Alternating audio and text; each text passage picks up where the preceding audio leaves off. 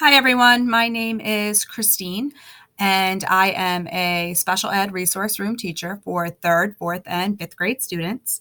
For many years previously, I was the self-contained fifth grade teacher, and so this year I was able to jump into a new position. But as we were assigned this project, I needed to start thinking about which grade level that I wanted to focus on. And so I have decided for this project, I would like to work with my third grade students with specifically expository text. And so let me show you my mind map, and I'll zoom in here.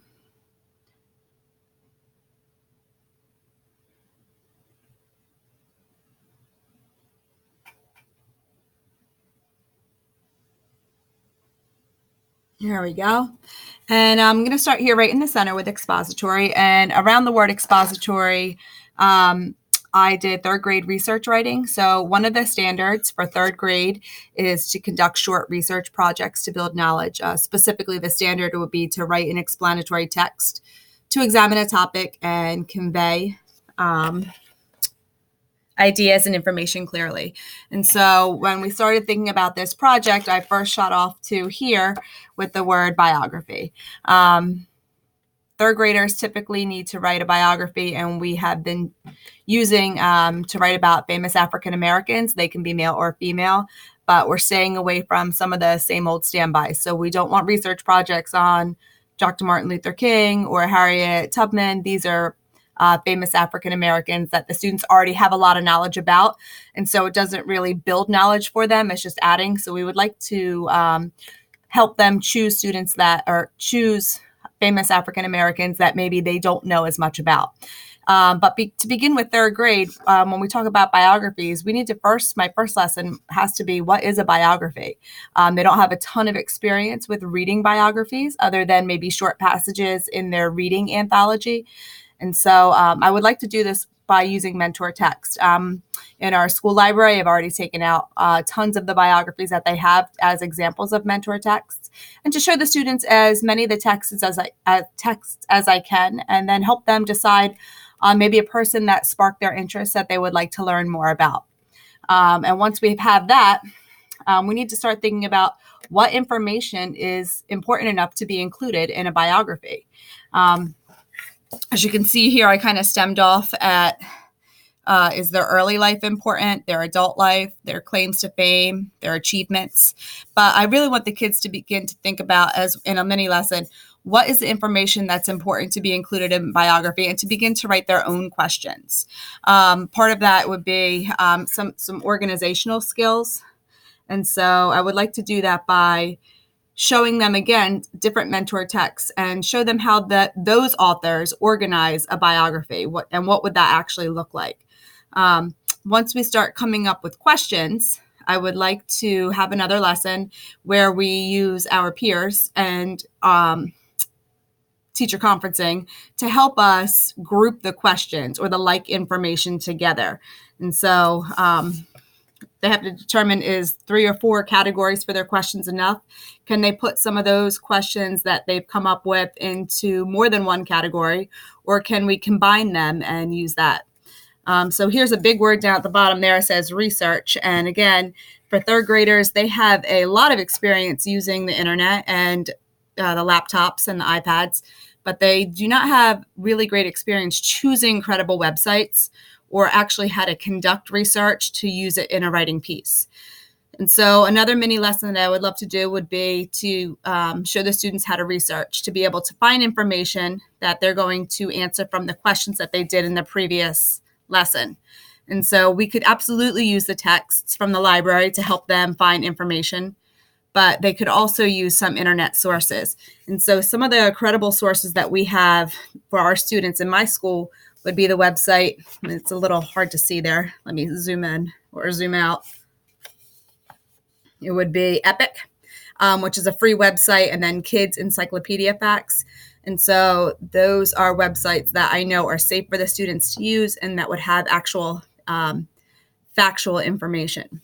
So part of that would be which questions were important enough for me to actually research.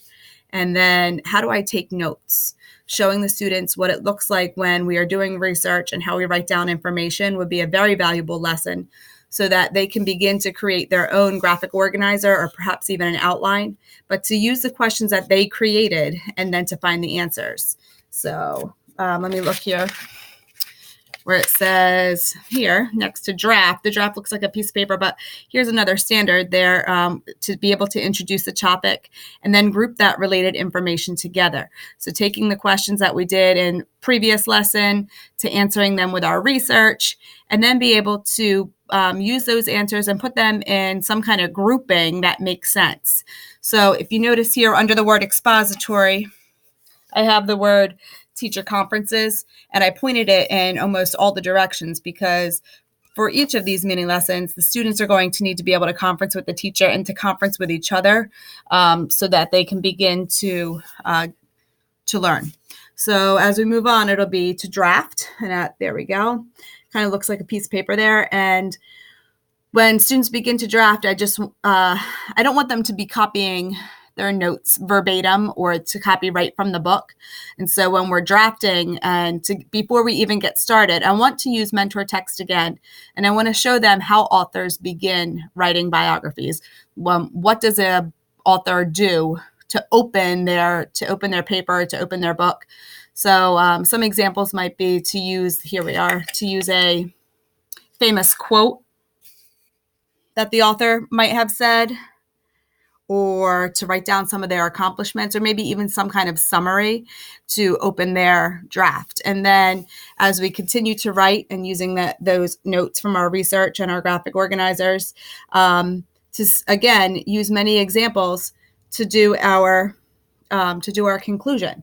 And so many examples of how does an author end a biography? Does it just say, the end, or how does that go? And so that goes with the standard again, to be able to develop the topic with facts, definitions, and details. So as the students are done drafting, a really hard part for me would be revision. I lumped draft and then publish, revision kind of all in one thing, just checked off for some polishing, and then the students would be done. And then we typically didn't look at those writing pieces again. So for this project, I really want to focus on that revision. And in my district, we use peers, and I would like to do something that I call glows and grows. And that's something I learned at a workshop years ago. But when we're doing revisions, to not focus on just things like spelling and grammar, but when the writer lets one of their peers read their paper or they read it to them, the response they would get would be a glow. And so to teach the students that, tell me what you did great. I really like this part of your writing because I'm really interested in this. This really makes me want to learn more.